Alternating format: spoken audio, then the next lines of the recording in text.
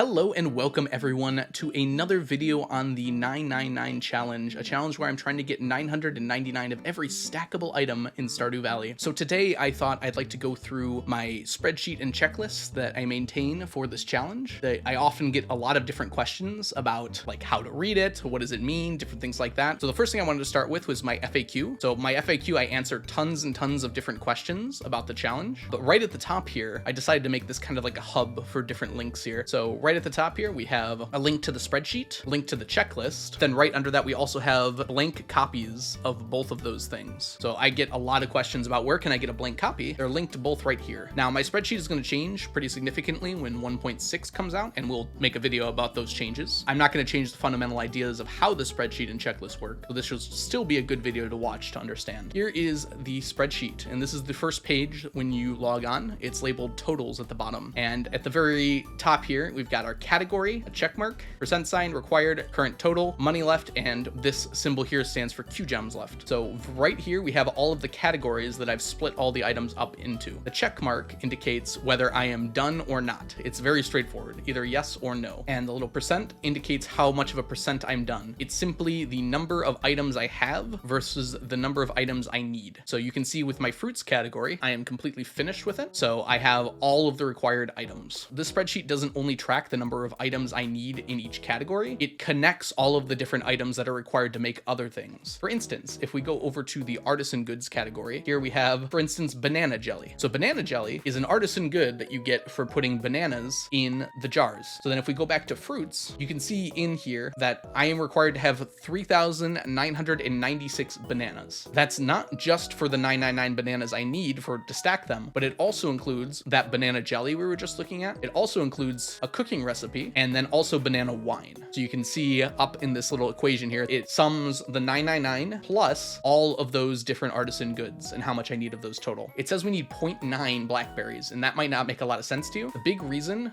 is because of crafting recipes. So I go ahead and put in how many of each item I need for a crafting recipe. And some crafting recipes require less items than they produce. So the blackberry is used to make fall seeds, for instance. So it works out that the number of blackberries I need to make 999 fall seeds turns out to be a decimal number of blackberries. Coming back to our total sheet here, there's a few other things I wanted to mention as well. At the very bottom here, we have our last updated. This is the last time I updated the spreadsheet. I wanted to point out two more columns here really quickly. We've got our money left and Q gems left. This is just a very convenient way to track how close I am to being finished with both of these things. For instance, the money left goes by category and shows how much more money I have to spend. And at the very bottom here, it sums up the total. And then on this one, this is the number of Q gems I need to complete the challenge as well. You'll notice there's a lot of zeros here, and that's partially because a lot of the categories you just don't have items you can buy, but it's also partially because I've bought most of the stuff I need to buy for this challenge. On my second tab here, I have info. This is just kind of a way to show, like,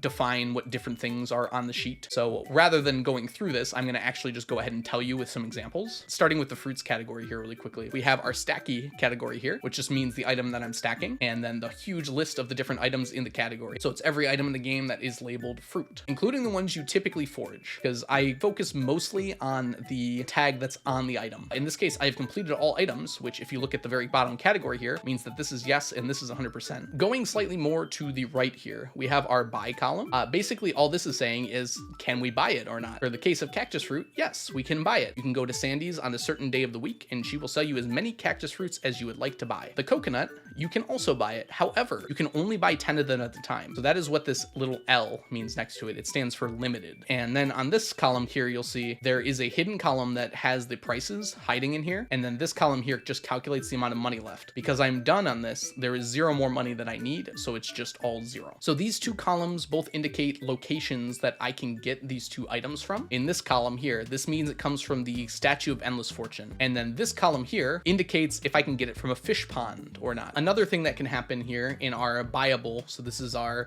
buy question mark column, is we can have a yes with a T afterwards. And what that means is that we can trade for it at the Desert Trader. In the case of Spicy Eel, you can trade 1 ruby. In the case of Triple Shot, you can trade 1 diamond. In the minerals, metals, gems, and the materials, metals, gems in the minerals column. We also have this other column here, which has this little crystal ball on it. And this is items that you can get from a crystallarium. Like earth crystals are one of those items, something like jade or any of the gems really. And then all of the minerals can be reproduced in a crystallarium. Something else to mention here is also this D here. I put this in the buyable category, even though it's not technically directly purchasable, but what yes D means is yes deconstructor. And basically what that stands for is that I can buy an item that can be placed in a deconstructor that can make me this item. So for instance, fiber, I can purchase from Pierre grass starter, and every grass starter can produce 10 fiber when put into a deconstructor. Basically what these stand for is the deconstructor takes me 20 Q gems to purchase each one. The enricher costs 20 Q gems, but it gives me 4. So each enricher costs 5 Q gems to purchase. And then for the hardwood fence here, when you have the C here after the yes, what that means is that I can buy it at the casino. So you can use casino coins to purchase it. So this is my yearly item tracker. At the very top of the screen is the year. This is just for me to keep track of which items I've gotten that I can only get once per year. So the items that I can only get once per year are the Junimo statue, the plush bunny, 3 of the rare crows at different festivals, and the tea set. The tea set I even get less than once per year, as you can see along the bottom here. The reds are when I did not get it, and the X's are when I was able to get it. So most recently in year 41, I was able to get everything except for the rare crow from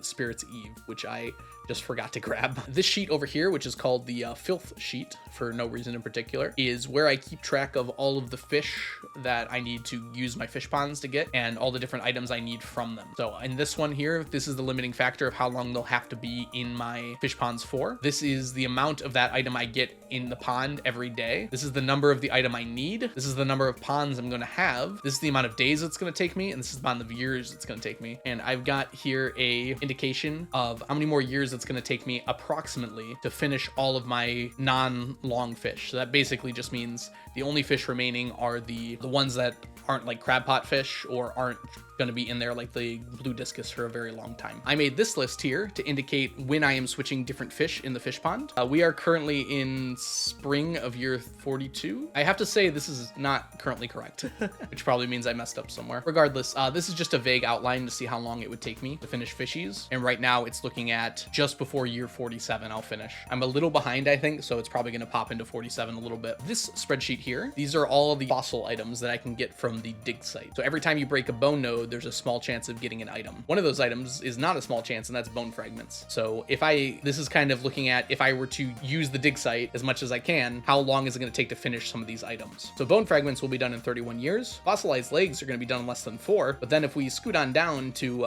skeletal hand, it's going to take 315 years. But this is by far the best way to get those fossil items. This spreadsheet tells me basically how much money I will earn for my statues of endless fortune if I will collect them every day. Unfortunately, I don't really collect them every day anymore, but at the very bottom here you can see I would make 56 million in a year if I collected from them every single day and sold the things. This spreadsheet tells me how many staircases I need to get my auto petters. So my current method for grabbing staircases is to go way the heck down in Skull Caverns as much as I can using staircases and get the treasure chests with as high luck as possible. So this down here basically says how much luck I'm going to get and what my chance of a treasure floor is going to be, which is right here. It's just about 10%. And with those odds, basically, I'm going to need 238,000 more staircases to get all those auto petters. That's going to be 6.64 chests full, which I actually have all of these staircases now. Here is my golden coconut spreadsheet. Golden coconuts are something that's a pain. Over here, these are just different odds. So this is like how many weeks there are in a Stardew year. This is how many days there are in a year, different things like that. And then this calculates all those odds. And then at the very bottom here, it tells me how long it's going to take. And right now it's 20.8 years until I finish. The spreadsheet tells me how long it's going to take me. This is the juice, jelly, and pickles. How long it's going to take me to get each of those. So these are items you can only get from the traveling cart and somewhat rarely. And right now it's going to take me just under 800 years of going to the traveling cart to get all of those. However, from what I have heard in 1.6, the traveling cart odds are going to change just slightly, but slightly on this kind of scale might make a huge difference for me. So that is all of my spreadsheet, but I also want to show you is my checklist. So my checklist is another way to track items. In this case, I'm not tracking items at all. I'm tracking how many of stacks that I've finished. So at the very very top here, you can see total stacks basically. And so I have 774 out of 905 total stackable items complete. So for instance, I have completed all fruits. So every single fruit is checked off, but veggies, most of them are done, but Fiddlehead is not done yet. So that one's not checked off, so I can't check off the category. In the table of contents here, you can very clearly see at a glance exactly how much of each is done. So for instance, I can see artifacts are 32 out of 53. And if I click on artifacts, it'll bring me down here and we can see here, I'm 32 out of 53. That's basically it for the checklist. It's very straightforward. What's other? That wasn't in the sheet. We don't talk about other. All right, we can go look at other. When I first made this spreadsheet, the current year was 2016, possibly 2017. I'm not actually sure when I exactly made it. At that time, there were very few craftable items that stacked. So this other category, which used to just basically be, I don't know, like